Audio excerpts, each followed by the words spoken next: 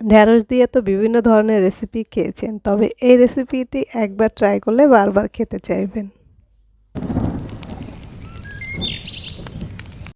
তো প্রথমে আমি এখানে 250 গ্রাম ঢ্যাঁড়স নিয়েছি।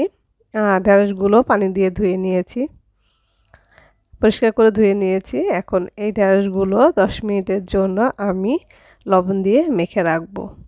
তো দিয়ে দিচ্ছি লবণ।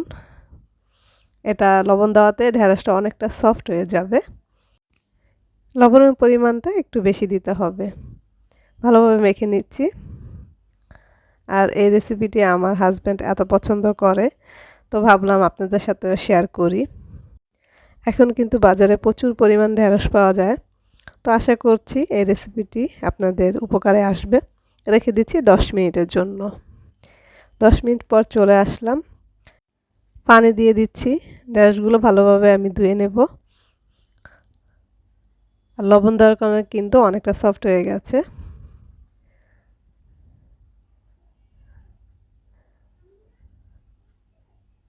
তো পানি দিয়ে ধুয়ে নিচ্ছি ঢ্যাঁড়সগুলো।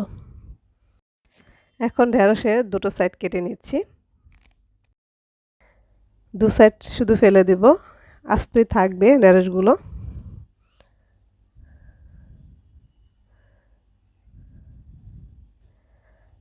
তো সবগুলো ঢ্যাঁড়স কিন্তু কাটা হয়ে গেল।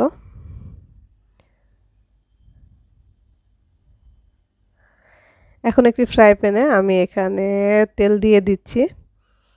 আর তেলটা একটু গরম হয়ে যখন আসবে তখন এই তেলে ঢ্যাঁড়সগুলো একটু ভেজে নেব।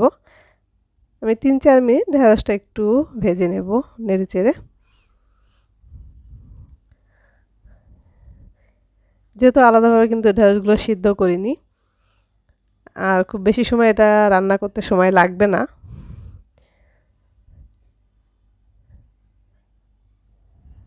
তো 2 মিনিট করে আমি 4 মিনিট ভেজে নিচ্ছি। অল্প আঁচে এই ঢ্যাঁড়সগুলো ভাজতে হবে। হয়ে গেছে, এখন এগুলো তুলে নিচ্ছি। এই তেলেই আমি দিয়ে দিচ্ছি পেঁয়াজ কুচি, দিয়ে দিলাম রসুন কুচি। একটু নেড়েচেড়ে নিলাম। এখন দিয়ে দিচ্ছি শুকনো মরিচ। এখানে আমি 3টি দিলাম। দিয়ে দিচ্ছি হাফ চা চামচ পাঁচফোড়ন। পাঁচফোড়নটা অপশনাল, না দিলেও চলবে। দিয়ে দিলাম ভাজা ঢ্যাঁড়সগুলো। এখন দিয়ে দিচ্ছি স্বাদ অনুযায়ী লবণ। দিয়ে দিচ্ছি টেস্টিং সল্ট সামান্য পরিমাণ। দিয়ে দিলাম ভাজা জিরার গুঁড়া। এই তো, এখানে কিন্তু আমি হলুদের গুঁড়া বা মরিচের গুঁড়া এ ধরনের কোনো কিছু ইউজ করিনি। এই হলো মশলা। এখন এগুলোকে নেড়ে চেড়ে নিচ্ছি। 5-6 মিনিট এটাকে রান্না করতে হবে।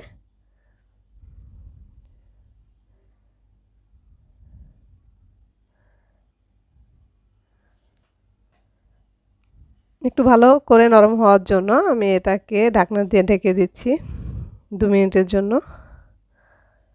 এখন হয়ে গেছে, আমি এটাকে তুলে ফেলবো। আমার রান্নাটা কিন্তু অলমোস্ট ডান।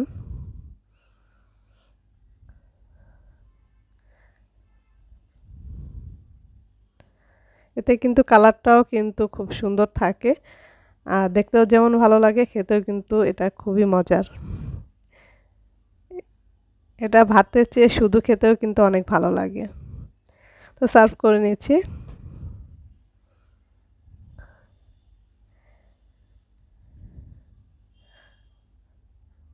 তো হয়ে গেল আমার একটি ঢ্যাঁড়স দিয়ে মজার একটি রেসিপি। এটা ভাতের সাথে, পোলাওর সাথে অথবা শুধুও কিন্তু খাওয়া যাবে।